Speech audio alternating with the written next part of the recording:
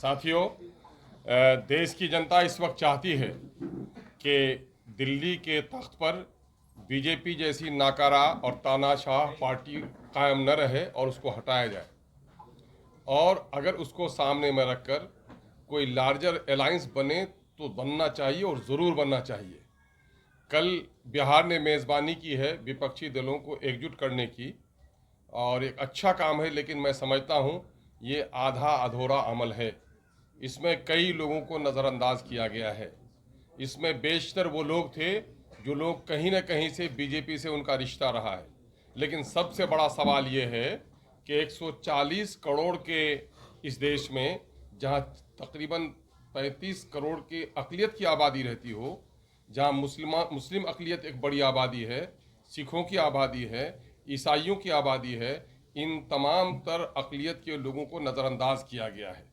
मंच पर कहीं भी मुस्लिम माइनॉरिटी की तरफ से कोई रिप्रेजेंटेशन नहीं हो सका, कहीं भी सिखों की तरफ से रिप्रेजेंटेशन नहीं हो सका, न ईसाइयों की तरफ से हुआ है, न दलितों की तरफ से हुआ है। दलितों की सबसे बड़ी नेत्री अगर इस वक्त देश में है तो बहन मायावती है, उनको भी नहीं बुलाया गया है। आप देखेंगे कि पूरे देश में मुसलमानों के मसाइल पर बात करने वाली अगर कोई पार्टी है तो AIMIM है, ये IUDF है और मुस्लिम लीग है। आप देखेंगे कि मुस्लिम लीग को भी, आसाम की ये IUDF को भी और AIMIM को भी इन लोगों ने कहीं से चारा डालने की कोशिश नहीं की है। इससे ये संकेत जाता है कि केंद्र में बैठी हुई सरकार जो अक़लियत मुखालिफ है, ये सरकार भी, ये गठबंधन भी अक़लियतों को नज़रअंदाज कर रही है। हैरत तो इस बात पर हुई है कि बिहार ने इस वक्त मेज़बानी की और बिहार का कोई एक भी मुस्लिम लीडर, नाम नहाद भी मुस्लिम मंत्री भी था, उसको भी स्टेज में जगह कहीं से भी नहीं दिया गया है। ये लोग कहेंगे कि कश्मीर के लोग आए थे, फारूक अब्दुल्ला आए थे, महबूबा मुफ्ती आई थी, ये पिटे हुए मोहड़े हैं, ये भाजपा के चेहरे हैं, हमको इनसे कोई लेना देना नहीं। और यह बात पूरे तौर पर साबित शुदा है कि पूरे देश के मुस्लिम मसाइल पर कश्मीर के मुसलमानों ने कभी ज़बान नहीं खोली, और कश्मीर के मुसलमानों को हम देश का हिस्सा ज़रूर समझते हैं, लेकिन मुसलमानों का नुमाइंदा कभी नहीं समझ सकते। भले ही देश के लोगों को कश्मीर के लोगों से मोहब्बत रही है, लेकिन कश्मीर के मुस्लिम लीडरों ने कभी देश के मुद्दों पर ज़बान नहीं खोली है। और देश के इस बड़े हिस्से में, यूपी में, बिहार में, आसाम में, वेस्ट बंगाल में, महाराष्ट्र में, जहाँ मुसलमानों की अच्छी खासी नुमाइंदगी है, किसी भी मुस्लिम लीडर को न बुलाया जाना, किसी भी मुस्लिम पार्टी को जगह न देना, मैं समझता हूँ कि ये गठबंधन की चूक नहीं है, दानिश्ता तौर पर मुसलमानों को नज़रअंदाज करने की साजिश है।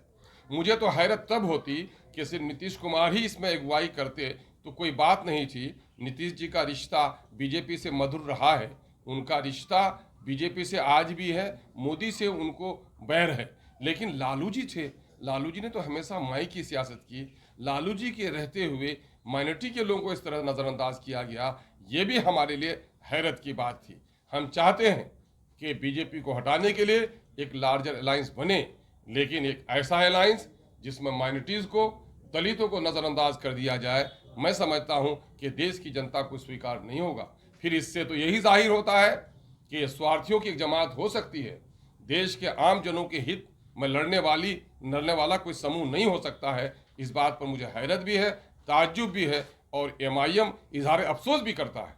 यही वजह है कि हम लोगों ने बड़े दर्दमंदी के साथ कहा है कि मुमकिन है ये गठबंधन बने। शायद अगर इस तरह लोगों को नज़रअंदाज किया तो फिर दूसरा गठबंधन बनाना मजबूरी भी होगी। और आज यही वजह है कि पूरे बिहार से अक़लियतों और दलितों की आवाज़ उठ रही है कि MIM किशनगंज में आगामी इलेक्शन लड़ने का फैसला कर चुकी है। बिहार के दूसरे हिस्से में भी MIM अपना उम्मीदवार उतारेगी पार्लियामेंट के इलेक्शन में। लेकिन यहाँ के अक़लियतों और दलितों का एक बड़ा समूह का दबाव है कि अवैसी साहब ने तेलंगाना में बहुत कुछ किया है। अवैसी साहब कम अज कम बिहार में, जहाँ उनको अच्छा लगे, चाहे वो अगर सीमांचल में लड़ना चाहे, मिथिलांचल में लड़ना चाहे, तो आकर के, या फिर चंपारण के इलाके में लड़े, मगध के इलाके में लड़े, जनाबे बैरिस्टर असदुद्दीन अवैसी साहब को बिहार से इलेक्शन लड़ना चाहिए। बिहार की पार्टी भी और बिहार के आम दर्दमंद जो दलित और अक़लियत के लोग हैं, उनकी इच्छा है। आज हमने इसी मामले में आप लोगों को न्योता दिया था कि गठबंधन जो बना है वो आधा अधूरा है। इसमें मुसलमानों को, दलितों को, सिखों को, ईसाइयों को नज़रअंदाज किया गया है। मुस्लिम रिप्रेजेंटेशन कहीं से भी इसमें नहीं दिखा है। इसी दुख के इजहार के लिए हमने बुलाया। नीतीश कुमार आप लोगों को शुरू से कहते रहे हैं कि भारतीय जनता पार्टी की भाषा बोलते हैं, उनकी मदद करते हैं। मायावती में भी यही इल्जाम लगता है, इसलिए आपको नहीं बुलाया गया कि हो सकता है आप मुखबिरी कर दें, जिस तरह जीतन राम मांझी को उन्होंने इल्जाम लगा के बात किया। मैं कह रहा हूं ये कोई साजिशी गढ़ोह है जो मुखबिरी। लोकतंत्र में जो कुछ भी होता है खुल्लम खुल्ला होता है। ये इनका इसके माने इनका कोई खुफिया एजेंडा भी, हिडन एजेंडा भी है जिसकी मुखबिरी लोग करते होंगे। ये हिडन एजेंडा क्या है इनका? हिडन एजेंडा तो यही होगा नीतीश कुमार जी का कि किसी तरह से बीजेपी में फिर राह निकाल ले। वो इनका हिडन एजेंडा तो वही रहा है। बीएसपी से कोई बात चल रही है आप लोगों की गठबंधन को लेकर के? देखिए, सवाल ये पैदा होता है कि आदमी को जब जगह नहीं मिलती अपनी जगह तलाश करनी पड़ती है, और हम किसी के मोहताज नहीं हैं। अकेले चलने की आदत हमको है भी, और अगर कोई रास्ते में विचारधारा से मिलता हुआ मुसाफिर मिलेगा तो उसके साथ चलने में भी हमको कोई दिक्कत नहीं है। और हमारे नेता इस मामले में प्रयास करते हैं, और पहले भी हम लोगों ने किया भी है, गठबंधन किया भी है ना। और अभी वो गठबंधन पूरे तौर पर टूटा भी नहीं है, हमारे साथ है कुछ समूह जुड़े हुए। आपने कहा कि अलग गठबंधन बनाने की जरूरत है, तो उसमें कौन कौन से दल होंगे? मैं कह रहा हूं कि मेरा तो पहले से भी ग्रैंड अलायंस बना हुआ है। मामला ये है कि वो हमारे कुछ घटक लोग हैं, कुछ खिसक गए हैं। हम अगर जरूरत पड़ी तो हम उसको फिर असरेनो उसको हरकत में लेकर आएंगे। लेकिन ये जो बना हुआ है, क्या इससे आप सहमत हैं कि पूरे तौर पर पूर्ण हो गया? आप देख रहे हैं देश की बड़ी बड़ी 3 रियासतों में जहां आप देखेंगे कि आंध्र प्रदेश की नुमाइंदगी नहीं हो सकी, नहीं आ सके, वो रेडी नहीं आ सके। आप देखेंगे टीआरएस नहीं इसमें आए। आप नहीं देखेंगे कि उड़ीसा की नुमाइंदगी इसमें हो सकी। तो ये देखेंगे कि ये अभी आधा अधूरा है। और मैं समझता हूं कि देश में कोई भी गठबंधन ऐसा बनता हो जिसमें माइनॉरिटी को, दलितों को उसकी वाजिब हकदारी नहीं अगर दिया जाए, तो मैं समझता हूं कि वो गठबंधन नामुकम्मल है। अगर अभी भी आप लोगों को बुलाया जाए दावत के, तो आप लोग शामिल होइएगा उसमें? भाई अभी बुलाया जाएगा, जब वो मौसम बदलता है तो मिजाज बदलता है। हम ऐसे लालची गरोह नहीं है कि उनके लिए मुंह उठाए हुए हैं। हमें देश के जनता की हित है कि एक लार्जर अलायंस होना चाहिए, मतलब परस्तों का, मुफाद परस्तों का, निज स्वार्थियों का नहीं। देश की जनता के लिए बलिदान देने वालों का एक समूह जमा होना चाहिए। अगर विचारधारा मिलेगा, बात बैठकर होगी तो बात आगे बढ़ सकती है। आप कहना चाहते हैं मुस्लिम मुक्त गठबंधन बनना? यकीनन यकीनन मेरी साहब, मेरा इल्जाम ही नहीं सबूत भी है कि बिहार ने मेजबानी की। बिहार का भी एक मुस्लिम चेहरा कहीं नजर नहीं आया। और पूरे देश के अंदर में मुस्लिम लीडरशिप जिन पार्टियों से वाबस्ता है, चाहे मुस्लिम लीग हो, ऑल इंडिया मजलिस इत्तेहादुल मुस्लिमीन हो, या AUIUDF हो, किसी की भी नुमाइंदगी इसमें नहीं हुई है। तो इसके माने ये है कि मुस्लिम मुक्त है, या मुस्लिम विरोधी जो कह लीजिए आप इसे कह सकते हैं। क्रिश्चियन का भी कोई नुमाइंदगी इसमें नहीं हो सकी है। दलितों का एक बड़ा समूह है इसमें, उससे महरूम रह गया है। जी, बिहार के मुस्लिम दलित तो लालू यादव को नेता मानते हैं, तो थे उसमें?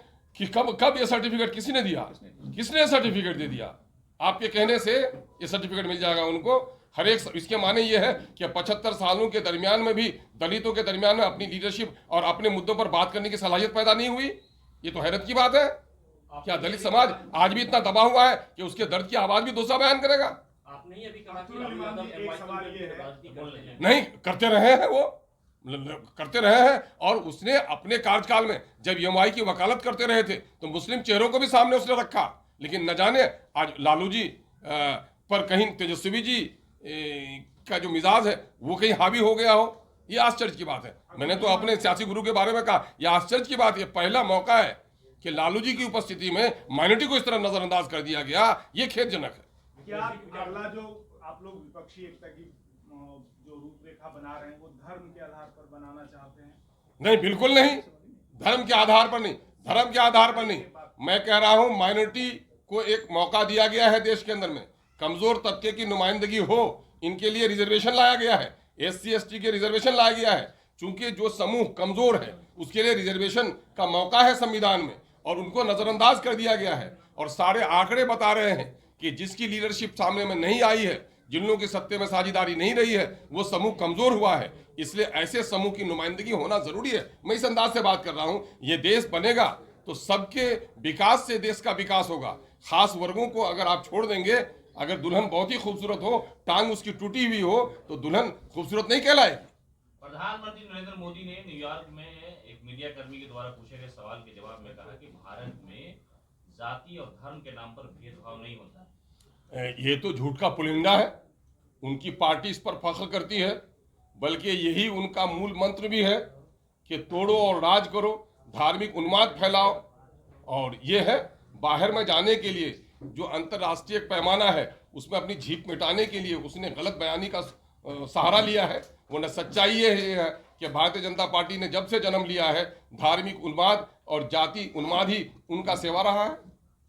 इसी मीटिंग में कल दिल्ली के मुख्यमंत्री आए थे, उन्होंने मीटिंग अटेंड की और उसके बाद जॉइंट प्रेशर भी नहीं एड्रेस किया और रास्ते में जो स्टेटमेंट उन्होंने दिया, इसको आप किस तरह से देखते हैं? आपका क्या मौक़िफ़ है? हम लोग ये देख रहे हैं कि इनका जो मकसद है वो देश को सामने में रखकर नहीं है, बल्कि सबका निज स्वार्थ कहीं न कहीं से जुड़ा हुआ है। और अध्यादेश में चूंकि केजरीवाल जी का स्वार्थ जुड़ा हुआ था, इसलिए वो अपने स्वार्थ की पूर्ति के लिए ले आए थे। और इसमें 370 में उसने भाजपा का भी साथ दिया है। कोरोना काल में एंटी माइनॉरिटी जो उनकी एक्टिविटीज रही है वो भी सबके सामने में रही है। मैं कह रहा हूं कि इस देश में कोई भी लड़ाई, स्वतंत्रता संग्राम की लड़ाई रही हो, इंदिरा गांधी के जुल्म के खिलाफ लड़ाई आंदोलन चला हो, कभी भी मुस्लिम, दलित और सिखों को छोड़कर कोई आंदोलन सफल नहीं हो सका है। और आज इस समूह को नजरअंदाज किया जाना मैं समझता हूं कि भयानक राजनीतिक गलती है।